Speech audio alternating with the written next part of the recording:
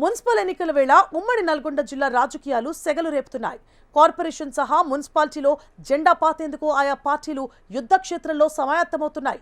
అయితే గెలుపు కోసం పట్టణ ఓటర్లు మద్దతు కూడగట్టడం ఒక ఎత్తైతే పోటీదారులకు టికెట్ కేటాయింపు ప్రధాన పార్టీలకు మరింత సవాల్గా మారింది. బీఫామ్ల ఫైట్ నడుస్తోంది. ముఖ్యంగా అధికార కాంగ్రెస్ పార్టీలో టికెట్ల కోసం సాగుతోన్న యుద్ధం క్షేత్రస్థాయిలో సీను మార్చేస్తోంది. పార్టీ కోసం కష్టపడ్డది మేము, మాకే టికెట్ ఇవ్వాలని పట్టుబడుతున్నారు. అటు గ్రామ పంచాయతీ ఎన్నికలు ఇచ్చిన ఫలితాల జోష్లో ఉన్న బీఆర్ఎస్ మెజార్టీ మున్సిపల్ పీఠాలపై కన్నేసింది. బీజేపీ సైతం సత్తా చాటాలని చూస్తోంది. అసలు నల్లగొండ పాలిటిక్స్ లో ఏం జరుగుతోంది, ఎవరి వ్యూహం ఏంటి, ఆఫ్ ది రికార్డులు చూద్దాం. ఉమ్మడి నల్లగొండ జిల్లా రాజకీయాలు పీక్ స్టేజ్ కు చేరాయి. మున్సిపల్ ఎన్నికల నేపథ్యంలో అన్ని పార్టీల్లో హడావిడి నెలకొంది. ఇప్పటికే నామినేషన్లు వేసిన ఆశావాహులంతా ఆయా పార్టీల బీఫామ్ల కోసం తెర వెనుక జోరుగా మంత్రాంగం నడుపుతున్నారు.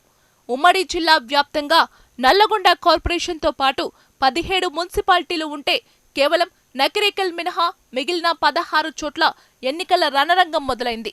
ఎన్నికలు పార్టీ గుర్తుపై జరుగుతుండటంతో అధినాయకత్వంతో పాటు క్యాడర్ అంతా అప్రమత్తమైంది. దాదాపు 6.68 లక్షల మంది ఓటర్లు తమ తీర్పు ఇవ్వబోతున్నారు. అందులో మహిళా ఓటర్ల సంఖ్య 3.44 లక్షలకు పైగా ఉండటం విశేషం. అంటే ఈ పురపోరులో ఆడబిడ్డల ఓట్లే అభ్యర్థుల తలరాతను తేల్చబోతున్నాయి. అధికార కాంగ్రెస్ పార్టీకి ఈ ఎన్నికలు ఒక అగ్ని పరీక్షలా మారాయి. 10 ఏళ్ల తర్వాత అధికారంలోకి వచ్చిన హస్తం పార్టీ మున్సిపల్ ఎన్నికల్లో క్లీన్ స్వీప్ చేయాలని భావిస్తోంది. కానీ సమస్య అంతా టికెట్ల దగ్గరే వచ్చిపడింది. నల్లగొండ, సూర్యాపేట, భువనగిరి వంటి ప్రధాన కేంద్రాల్లో ఒక్కో వార్డుకు సగటున 10 నుంచి 15 మంది పోటీ పడుతున్నారు.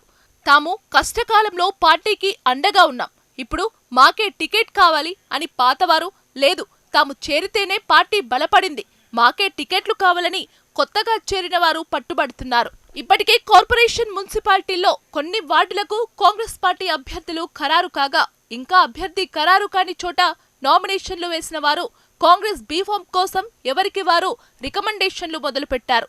ఇంకా కొన్ని మున్సిపల్ స్థానాల్లో అభ్యర్థుల జాబితా కొలిక్కి రాలేదు. చాంతాడంతా ఉన్న ఆశావాహుల జాబితా ఇప్పుడు స్థానిక ఎమ్మెల్యేలకు కంటి మీద కునుకు లేకుండా చేస్తోంది. ఒకవేళ ఎవరికైనా టికెట్ నిరాకరిస్తే వారు వెంటనే రెబెల్గా మారుతారనే భయం నాయకత్వాన్ని వెంటాడుతోందట. మరోవైపు ప్రతిపక్ష బీఆర్ఎస్ పార్టీ ఈ ఎన్నికలను ఒక సువర్ణ అవకాశంగా భావిస్తోందట.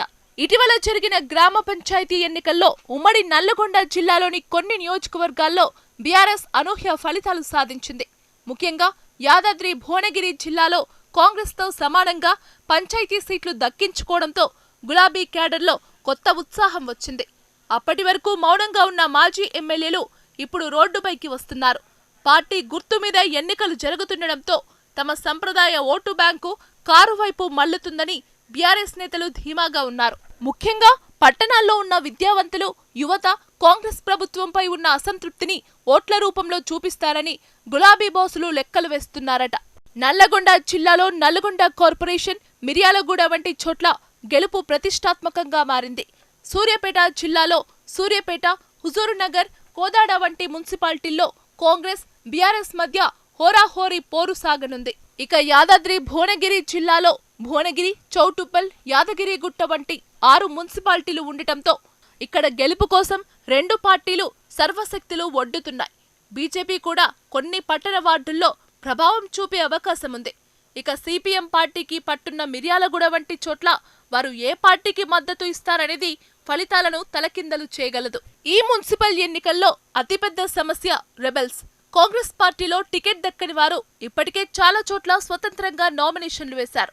బీఆర్ఎస్ నుంచి కూడా కొందరు ఆశావాహులు అసంతృప్తితో ఉన్నారని టాక్. దీనివల్ల ఓట్లు చీలిపోయి మూడో వ్యక్తికి లాభం జరుగుతుందేమో అన్న భయం ఆయా పార్టీలను వేధిస్తోంది.